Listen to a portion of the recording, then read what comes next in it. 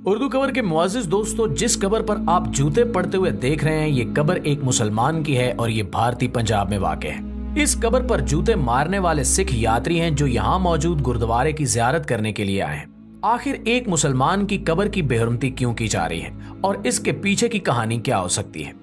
हर साल यहाँ पर जितने भी लोग आते हैं, इन सब के लिए ये अकीदे का हिस्सा बन चुका है कि जब तक इस कबर पर जूते न बरसाए जाएं, तब तक इनकी इबादत कबूल नहीं होगी। अब देखने और सुनने में ये बहुत अजीब लगता है, लेकिन इससे भी ज्यादा अजीब बात यह है कि यूं कबर पे जूते बरसाना पूरी दुनिया में और किसी मजहब में नजर नहीं आता। आजकल इंटरनेट पर ये वीडियोस बहुत मकबूल और वायरल हो रहे हैं और आज की इस वीडियो में हम आपको इस कबर की तारीख और इसका सिख मजहब से ताल्लुक वाज़े करेंगे और आपको बताएंगे कि आखिर वो क्या वजह थी जिस वजह से सिख यात्री इस कबर पर जूते बरसाने को बायसे सवाब ख्याल करते हैं। इसके साथ साथ आपको ये भी बताएंगे कि ये अमल हमारी नजर में कैसा होना चाहिए और हमें इस पर क्या रद्द अमल देना चाहिए। प्यारे दोस्तों, इंडिया के सूबे भारतीय पंजाब में एक गुरुद्वारा है जिसका नाम गुरुद्वारा मुख्तसर सिंह है। इस गुरुद्वारे के अहाते में एक कबर है जो बेहद खस्ता हालत में है। आप वीडियो में देख सकते हैं कि यहाँ पर आने वाले लोग अपने जूते निकालकर इस कबर पर बरसाते हैं।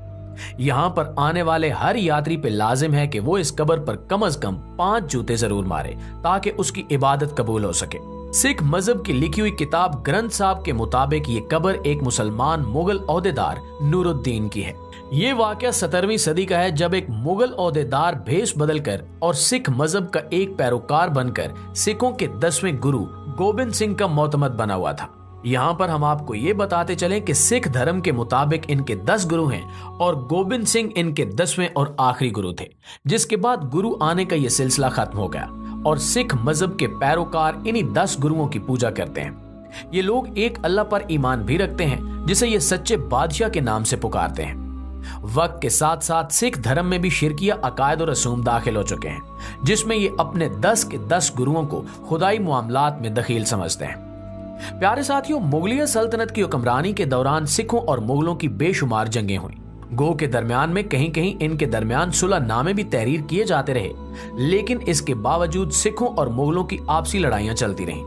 आखिरी और 10वें गुरु गोबिंद सिंह की भी मुगलिया सल्तनत से काफी लड़ाइयां चली और इसीलिए अंदरूनी राज हासिल करने के लिए एक जासूस के रूप में नूरुद्दीन को भेजा गया जो कि एक आला मुगलिया ओहदेदार था। याद रहे कि सिखों की किताब ग्रंथ साहब के अलावा इस वाक़े का तज़किरा कहीं और नहीं मिलता, इसलिए इस वाक़े को हक़ाइक़ से साबित करना बेहद मुश्किल काम है। ज्यादा ख्याल यही है कि यह सिखों की जानिब से घड़ा हुआ एक अफसाना है जिसका हकीकत से कोई लेना देना नहीं है। सिखों की मजहबी किताब ग्रंथ साहब के मुताबिक नूरुद्दीन भेष बदलकर एक सिख यात्री के रूप में गोबिंद सिंह के गुरुद्वारे में रिहाइश हासिल कर चुका था। उन्हीं दिनों में सिखों की मुगलिया सल्तनत से कई लड़ाइयां हो चुकी थी, लेकिन कोई फैसला कुन नतीजा बरामद नहीं हो रहा था। इसलिए नूरुद्दीन ने सोचा कि जब तक सिखों के गुरु गोबिंद सिंह का कत्ल नहीं किया जाता, तब तक इस सारी लड़ाई का किसी फैसले के नतीजे पर पहुंचना बहुत मुश्किल होगा और उसने सिख गुरु गोबिंद सिंह को कत्ल करने का बेड़ा उठा लिया। सिख धर्म की मजहबी किताब ग्रंथ साहब और दीगर रिवायात के बकौल उस वक्त सिखों के 10वें गुरु गोबिंद सिंह अपनी इबादत में मसरूफ थे। जब नूरुद्दीन जो एक सिख यात्री के रूप में था, उसने अपनी तलवार निकाली और पीछे से आकर गुरु गोबिंद सिंह को कत्ल करना चाहा और उन पर वार किया। सिख रिवायात के मुताबिक गुरु गोबिंद सिंह तमाम मामलात से बाखबर थे और नूरुद्दीन की हकीकत को भी जानते थे, इसलिए वार करते ही गुरु गोबिंद सिंह एक साइड पर हो गए और उन्होंने इसका वार रोक लिया।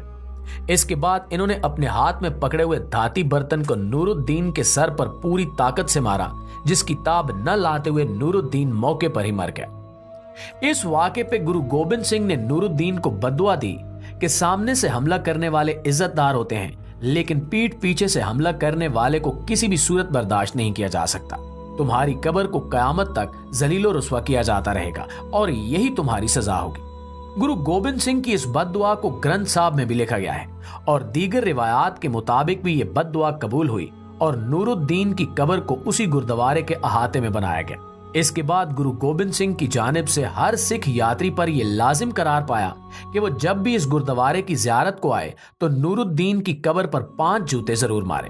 क्योंकि ये सिख धर्म का बागी और जासूस था जिसने उनके 10वें गुरु गोबिंद सिंह की पीठ पर वार करने और उन्हें कत्ल करने की कोशिश की थी। वक्त के साथ साथ ये तमाम मामलात तारीख की गर्द में गुम हो गए, लेकिन ये रिवायत सीना बसीना चलती रही और आज भी भारतीय पंजाब में रहने वाले सिख इस रिवायत को सीने से लगाए हुए हैं। हम एक बार फिर आपको बता दें कि ये तमाम के तमाम मामलात सिखों की अपनी मजहबी किताब ग्रंथ साहब के बकौल दुरुस्त हैं, लेकिन मुगलिया सल्तनत के रिकॉर्ड और दीगर तमाम आसार शवाहिद से नूरुद्दीन नामी किसी भी ऐसे अहदेदार का जिक्र नहीं मिलता जिसे सिखों की जासूसी के लिए भेजा गया हो और उसने सिख गुरु गोबिंद सिंह को कत्ल करने की कोशिश की हो। यही वजह है कि बहुत सारे मुहक्किकीन और तज्जिया निगारों के मुताबिक ये कब्र महज एक अफसानवी किस्सा है और नूरुद्दीन नामी ऐसा कोई भी मुसलमान अहदेदार नहीं था जिसकी कब्र किसी गुरुद्वारे के अहाते में बनाई गई हो। प्यारे साथियों, पिछले कुछ अरसे से गुरुद्वारा मुख्तसर सिंह के अहाते में बनी हुई नूरुद्दीन नामी उस मुसलमान मुगलिया अहदेदार की कब्र और इस पर बरसाए जाने वाले जूते और डंडे वायरल हो चुके हैं। मुख्तलिफ सोशल मीडिया प्लेटफॉर्म्स पर मौजूद इन वीडियोस पे हमारे मुसलमान भाइयों के मुख्तलिफ कमेंट्स देखने को मिलते हैं। हमारे मुसलमान भाई इस अफसाने को सच मानकर एक मुसलमान की कब्र की बेहरमती समझते हुए सिखों को बेहद लानत मलामत करते हैं और निहायत नाजेबा कमेंट्स भी करते हैं। अब तक किसी ने भी इस मामले की तहकीक करना गवारा नहीं किया, लेकिन हमारी तहकीक के मुताबिक ऐसे किसी भी मुसलमान अहदेदार का कोई वजूद नहीं था जिसे सिखों की जासूसी करने के लिए भेजा गया हो और उसने इस कोशिश में अपनी जान दे दी हो। इसलिए हमें चाहिए कि इस मामले की हकीकत समझें और अपने आप को जज्बात के हवाले न करें। हमारे दीन के मुताबिक जब कोई मुसलमान मर जाता है तो उसकी रूह आलम बरज़ख को परवाज कर जाती है और उसकी कब्र या उसके जिस्म के किसी भी हिस्से को किसी भी तरह से तकलीफ पहुंचाने से उस मुर्दे के अजाब में कमी या इजाफा नहीं होता। दूसरा पहलू भी हम आपके सामने वाजे कर चुके हैं कि ऐसे किसी भी मुसलमान अहदेदार का कोई वजूद नहीं था जिसे मुगलिया सल्तनत की जानिब से ऐसा कोई काम सौंपा गया हो। इसलिए ये कब्र और इससे जुड़ी हुई रिवायात महज एक अफसाना है जिनको सच समझना निहायत हमाकत है। इस सारे मामले को समझते हुए हमें मजहबी रवादारी को सामने रखते हुए इस कब्र पर जूते बरसाना या किसी भी किस्म की रिवायत को सिख धर्म का अपना हिस्सा समझते हुए खामोश रहना चाहिए और कोशिश करनी चाहिए कि हम ऐसे किसी भी मामले का हिस्सा न बने ताकि हमारे और सिखों के दरमियान मामलात ज्यादा खराब ना हो।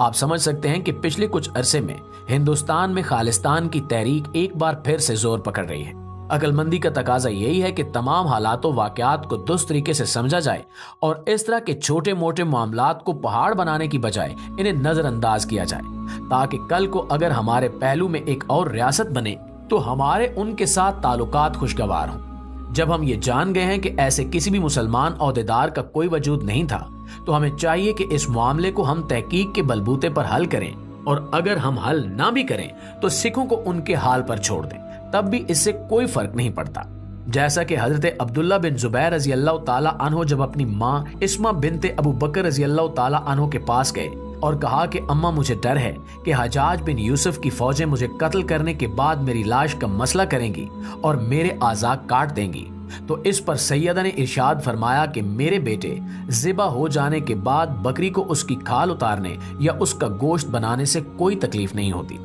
इसलिए हमें भी इस मामले को फरामोश कर देना चाहिए और ऐसी वीडियोस पर नाजेबा कमेंट्स नहीं करने चाहिए ताकि मजहबी रवादारी को फ़रोग हासिल हो और कल को हम भी सिखों की उस तहरीक का हिस्सा बने और अपने पहलू में बनने वाली इस मुतवक्के रियासत को खुशामदीद कह सकें।